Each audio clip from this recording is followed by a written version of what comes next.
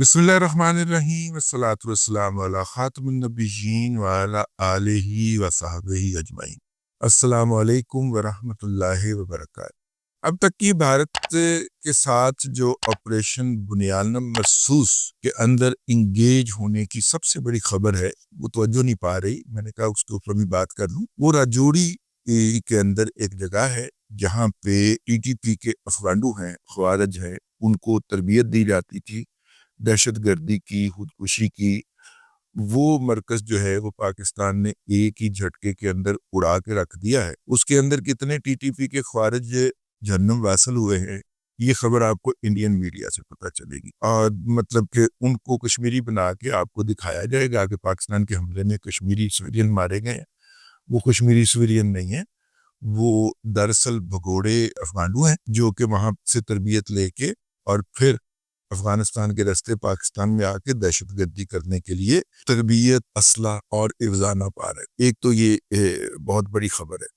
दूसरा ये है कि ये जो पाकिस्तान को हिजान में मुब्तला कर रखा था कि पाकिस्तान के सोशल मीडिया के ऊपर पाकिस्तान का बयानिया नहीं चल पा रहा था, वो फोर्स बेनकाब हुई है। और ये सबसे बड़ी फोर्स, ये फोर्स जो थी ये अजीत देवल, बल्कि मैं तो उसको डेवल ही कहता हूँ, अजीत देवल जो है, जो कि कौमी सलामती के मुशीर हैं इंडिया के, उनकी ज़ेरे निगरानी काम करती थी। और इनके जितने भी अहम अफराद थे इन्होंने मुख्तलिफ फेक नाम से आईडीज बना रखी हुई थी, और ये पाकिस्तान में जब भी दहशत गर्दी की वारदात होती थी अपनी किसी न किसी आईडी के ज़रिए से उसकी निशानदही किया करते थे कि अब ये होगा, अब ये होगा, और अगले दिन वो वाकई हो जाता था। तो यूं भारत का बहुत सारा मीडिया जो था या मीडिया पर्सन जो थे इन आईडीज को फॉलो करते थे और आगे कोट करते थे। ये तकरीबन जो फेक आईडीज थी और इनमें से ज्यादातर बॉट्स के जरिए ऑपरेट हो रही थी, लेकिन इनके तमाम बड़े हुकाम की फेक आईडीज थी, अजीत देवल समेत।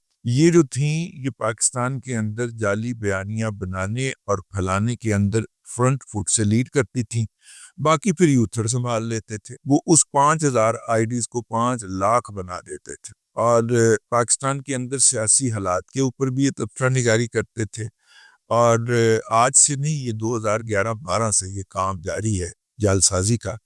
ये जालसाजी बेनकाब हो गई। कल रात इन आईडीज ने ये बताना शुरू किया कि पाकिस्तान के तमाम अहम शहरों के अंदर तबाही मच गई है और लाहौर की बंदरगाह या जी बंदरगाह, ठीक है, बहरी बंदरगाह के ऊपर कब्जा भी हो गया है, ताकि उन्होंने कोयटा की बहरी बंदरगाह के ऊपर भी कब्जा करवा दिया। और पूरे भारत के अंदर 26 न्यूज चैनल, पता चल गया कि राज के फंडेड कौन कौन से और कितने चैनल हैं। 26 न्यूज चैनल ने बेक वक्त जब ये फायर पाकिस्तान के खिलाफ खोला, क्योंकि उनके पास अब सोशल मीडिया का महाज ही बचा था, तो उन्होंने खोल दिया।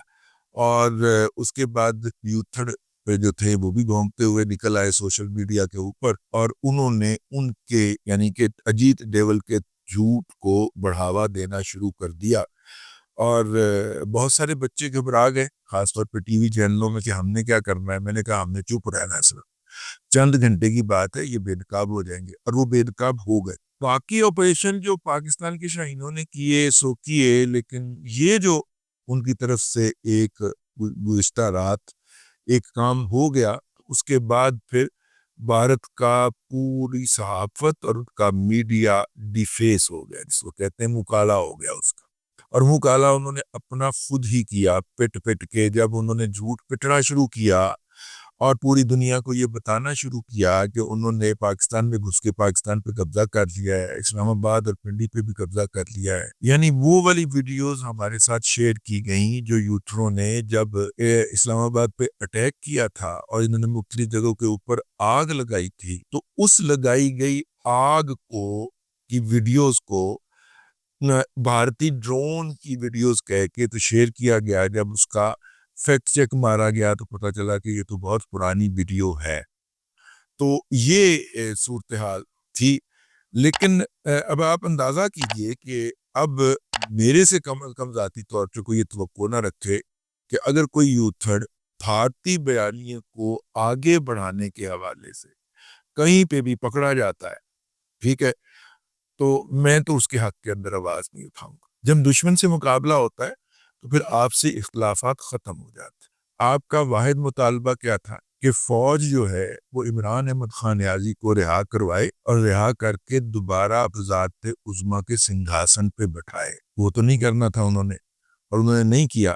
اس کے نتیجے میں آپ اتنی گھٹیا حد تک چلے گئے کہ آپ نے بھارتی بیانیے کو اپنا پارٹی کا بیانیہ بنا کے پوری دنیا کے اندر جو ہے وہ پاکستان کو بدنام کرنے میں جہاں جہاں پہ آپ بیٹھے ہوئے. میرا اکثر شکوہ رہتا تھا پاکستان کے جو حکمران تھے یا ہیں کہ بھائی آپ ان کو لگام کیوں نہیں ڈالتے، ان کو کیوں نہیں پکڑتے. یہ اسلام آباد میں بیٹھے ہوئے کچھ کتے بھونکتے ہیں، اب ان کو کچھ نہیں کہتے، ٹھیک ہے، جبکہ باقیوں کو اس کا 1% کہنے کے اوپر بھی پکڑ لیتے ہیں. تو دراصل ان کو بے نقاب کرنا ضروری تھا، تو بے نقاب ہوئے.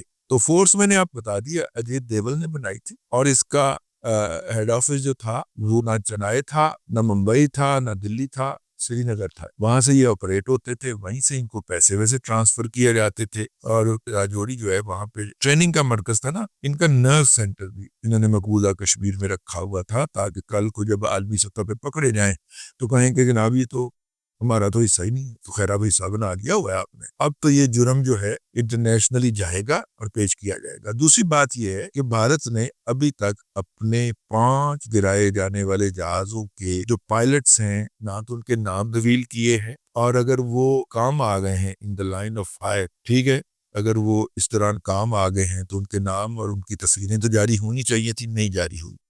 اور اس کی بنیادی وجہ یہ ہے کہ اس نے کچھ اسرائیلی پائلٹ بھی مارے گئے ہیں. لیکن اس سے بڑی جو بات ہے وہ یہ ہے کہ جو ڈرون آپریٹ کر رہے تھے وہ بھی یہ تو نلائق نکھد اور ڈم لوگ ہیں نا، یہ جو انڈینز ہیں. تو انہوں نے جو اسرائیل سے وہ جو ڈرون خریدے تھے اس کے ساتھ ان کو چلانے والے بھی لے کے آئے تھے کرائے کے اوپر. تو ان چلانے والوں کو بھی چن چن کے ہمارے جے ایف تھنڈر کے ذریعے پھڑکایا گیا ہے، اور بھارت ان کی موت کا اخفاء کرنے کی جو خفت ہے اس کو چھپانا چاہ رہا ہے، تو وہ ان کو نہیں بتا رہا. لیکن میں قابل اعتماد ذرائع کے حوالے سے یہ خبر دے رہا ہوں کہ دادا ان کو بھی پھڑکا دیا گیا ہے. ان کی لوکیشن تک معلوم تھی کہ وہ کہاں پہ سوئے ہوئے ہیں اور وہ کہاں پہ ہیں. تو ان تمام عمارتوں کو ملبے کا ڈھیر بنا دیا گیا ہے، ایسا ملبہ جس کو ہٹائے جانے میں بھی 36 سے 72 گھنٹے لگیں گے. ٹھیک ہے، ہم اس جنگ کے اوپر قطعاً خوش نہیں ہیں. اس بات کو اس سطح پر لے کے آنے کے اندر بھارت کے اوپر مسلط دھوتی پوش دال خور جو مینٹیلٹی تھی اس نے حالات کو اس قدر خراب. پاکستان کی قیادت اب بھی یہی کہہ رہی ہے کہ آپ نے شروع کیا تھا، ہم نے آپ کو آپ کی اوقات کی یاد دلا دی ہے، اب اس سے آگے جانا ہے تو یہ آپ کی مرضی ہوگی. ٹھیک ہے، ہم منتظر ہیں. اب تک کے لیے اتنا ہی، اگلے ولاگ کے اندر پھر آپ کی خدمت میں حاضری ہوگی. اللہ تبارک و تعالیٰ آپ کو آسانیاں عطا کرے اور آسانیاں خلق خدا میں تقسیم کرنے کی توفیق عطا کرے.